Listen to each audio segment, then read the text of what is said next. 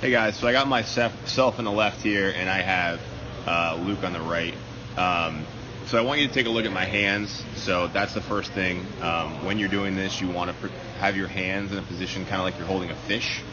And the reason that's really important is because it promotes your back arm to do the right things when your swing happens. So eventually, we want our back arm to go like this, and we want our forearm to kind of match our forearm angle of our back arm to match the path of what our back wants to make.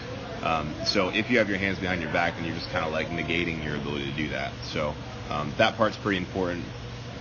We do want to work on his steps. So even if he's a no stride guy, I don't really care.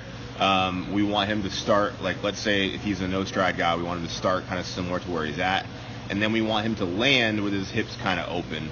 And that's just to promote dissociation of hips and shoulders, which he does pretty well already, but it's still something that we need to focus on. So have him land, okay? Really focus on opening the hips. You don't have to have your toe quite as open as I do, so mine's like at the second baseman. As long as that front toe is in fair territory, then we're good to go. And we want to create that stretch across our core, which you know already. It's going to be a little bit of me talking before we get to the actual swing. So, okay, here we go. When we actually look at Luke's swing here, you can see that it's very foot driven. So the spin of this back foot is what's kind of driving the swing versus the pull of the obliques. So if you look at my swing and compare, what you're going to see is that my back leg is pulled by my obliques, which allows my hip to continue going forward and gets it all the way to the end of the arrow. And so for Luke, that hip does get to the end of the arrow, or where the arrow would be, but it's really slow. And it's because he's doing a majority of it with his back foot here, where we really want it to be done with his abs. So we want to try to do this turning from above the belt. Now, I know you made a reference to this in the email. It looks like I'm turning off the ball. That's the nature of rotational power. If you're going to rotate eventually, you're going to turn off the ball because it's a circle. And the range of motion, being able to get your shoulders all the way through, is super important. Now, also note that I'm not hinging very much in the swing. It's more of like a flat turn where I'm just learning to rotate around my spine for like a pitch that's kind of like upper in the zone. I'm not leaning forward as much. When I say forward, I mean like towards home plate. I'm not doing that as much as you might expect. And that's okay for these basic entry drills. And then once we do stuff like dowel net drill, which maybe we did last year, maybe we didn't, that will be something that teaches you how to hinge correctly. So don't stress about the hinge right now. But we got to hit all our checkpoints. So we get those hips open, chest is closed, okay?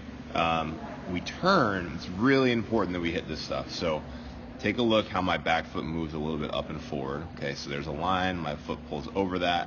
And the reason that's really, really important is because if my foot doesn't come forward, it restricts the circumference of my turn. So if my foot doesn't come forward a little bit, then I can only rotate my hips and shoulders so far because it excessively stretches my hip flexor right back here. So Luke's foot doesn't really move forward, which really restricts how far he can turn. So he can't go any further than this. That's his max. But for me, it becomes really easy to go this far because that foot comes forward. So that part's pretty important. We also want that knee to straighten quicker. So if we were to look at my turn versus Luke's turn, he's starting right now. Oops, sorry. Let me back mine up. And I'm starting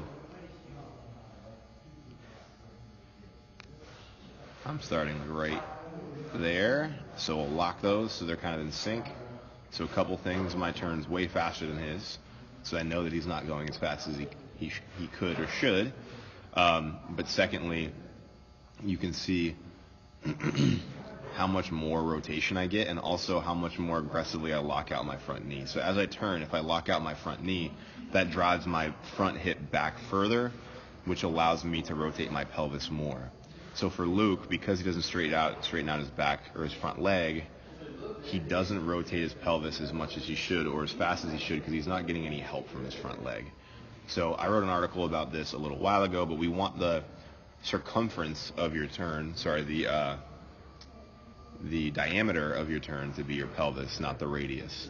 So what that means is we want our turn to be really tight, which I'm sure this isn't news to you, but the width of my turn wants to be my pelvis. And for Luke's case, what ends up happening is this front hip is kind of all over the place. So we're not able to drive it back. So instead of spinning in a really tight window, he kind of spins just like this out here, which is one of the reasons why his hands have to take over, because his turn is too slow.